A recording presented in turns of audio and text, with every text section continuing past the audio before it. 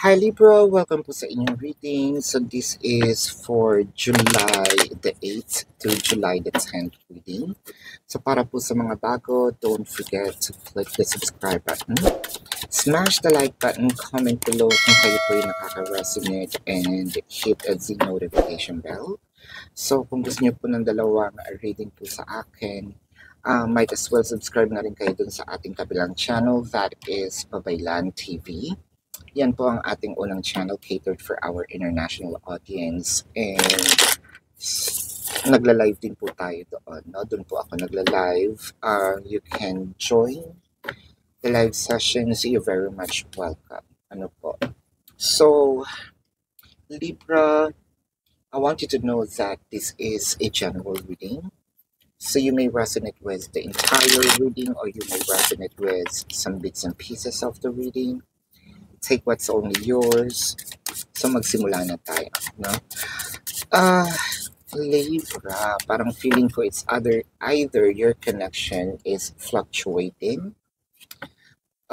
Fluctuating because it's not a smooth sailing relationship. What I'm trying to say here is sometimes medyo hindi natin alam kung nasan si person. Siguro medyo secretive si person at times, no?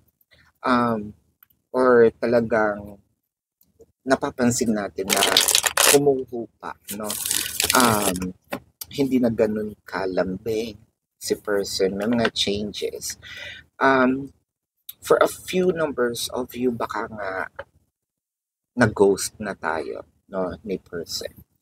And then you're probably asking question, bakit sa dami-dami, no, ng pwedeng maisip ni person at gawin ni person, no, i-ghost ka pa.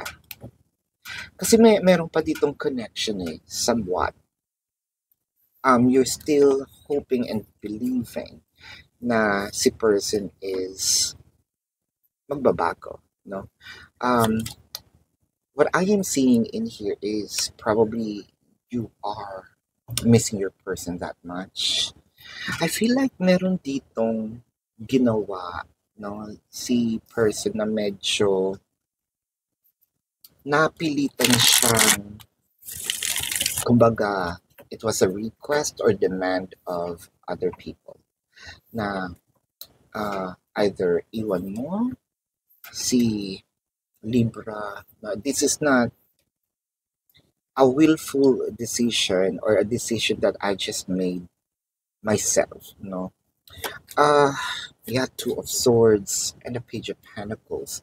It felt like these decisions are influenced, no, by either other people. I believe that, it could be kamag-anak, with the root, of course. It could be the descent, no, lolo, lola, family reach. So I feel like there's something about with either a family tree. Chances are kamag-anak ito. And I believe that your person here would love to say something. Masyadong controlling, no, ang family nito. But your person's actually missing you. I want to clarify the Two of Swords, because I feel like there will be some explanation that needs to happen. And of course, Libra, you deserve an explanation, no? Bakit? Ang karelasyon ba ng person mo ang karelasyon mo ba is yung mga kamag-anak niya? I think that yung si person mo lang naman. Of course, makikipag-connect tayo sa kanila. But the Six of Swords, I feel like not yet in upright position, but also not in reverse. So I feel like there's medyo tagili-tagilid, medyo should I really reach out? So merong still fluctuation pa rin ang tawag doon. So in, out, inconsistency when it comes to decision making. The Devil card, I feel like there's really a lot of controls in here. If this is not kamag-anak, I feel like either your person, because of the control, it rooted from somewhere or someone.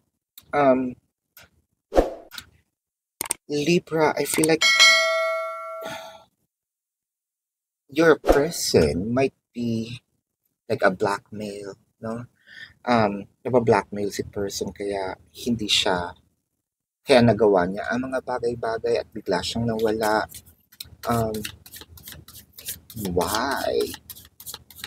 Was it an ex? But I feel like medyo mas it's closer to somewhat family. The three of staves and the five of vessels. So I feel like si person din, hindi rin naman niya ginusto itong kanyang pagkawala. No? Um, I feel like your person is also waiting for that time na makawala siya dito sa control na ito.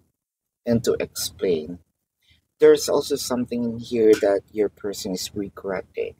No? Um, why did I follow, these people? Um, I feel like there's your person here somehow emitting, some messages na parang kailangan kita or probably help me. I need you to understand the Ten of Swords. I don't want to be here anymore and the Star. No, it felt like I want my life back, or I need to have a life. I feel like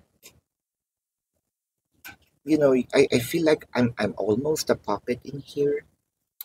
Wala lang magawa, no? Siguro, let's say, the family is well off, no? And parang,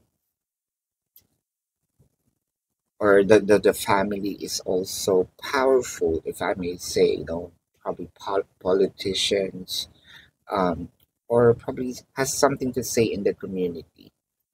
Um, I think that these actually rooted even from a childhood, no? Um, ayaw na ni person magpakontrol, ngunit wala siyang magawa, baka kasi walang pera, no? Si person, yung family niya meron, mawala itong mana, no? So, or matigil siya sa pag-aaral, no? Or tanggalin siya sa family business. Masakit kasi, syempre somehow may isip natin, ba't hindi ako pinaglaban? I think that your person is really not a bad person. Meron siguro tayong nagagawang isang desisyon, no, na makakasakit sa iba, pero hindi rin naman masama na I'm choosing myself, no. Um, Iba-iba kasi yung situation and I feel like si person kasi is sobrang bait, no. Oh, someday gusto niya ring magpaliwanag, i-explain sa'yo. And I feel like hiyang-hiya siya, bakit hindi niya kaya mapaglaban. I feel like wala tong mukha maihaharap sa'yo. Pero hindi niya, walang third party. When romantic, may third party, it could be the family members, pero not romantic. It's more of, that's still love, but love for parent is different. It's love is vague. So we can say that I also did this for love. Um, but not romantically. All right. I just want to reiterate on that. Um, I think that you're praying, your person here is praying and wishing, no, na sana matapos na rin yung pag-control ng family niya sa kanya. Uh, you might be in a hard situation kasi ang kalaban natin is parang immediate family, no?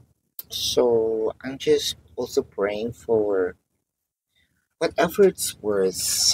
No, I pray for the healing. I'm praying that lumuwag, no, itong controls para naman makapili si person kung sino yung gusto niya. Wala ditong sinasabi nating arranged marriage yet kasi wala naman ako nakikita or baka meron tong mga traditions, no, let's say meron kasing either ibang lahi, no, na gusto ko kalahi lang din natin, no, um, So yung mga ganyan. So this is your reading, Libra. Again, for those of you who's new to the channel, don't forget to click the subscribe button, smash the like button, comment below. Kung kayo po'y nakaka-resonate, hit the notification bell.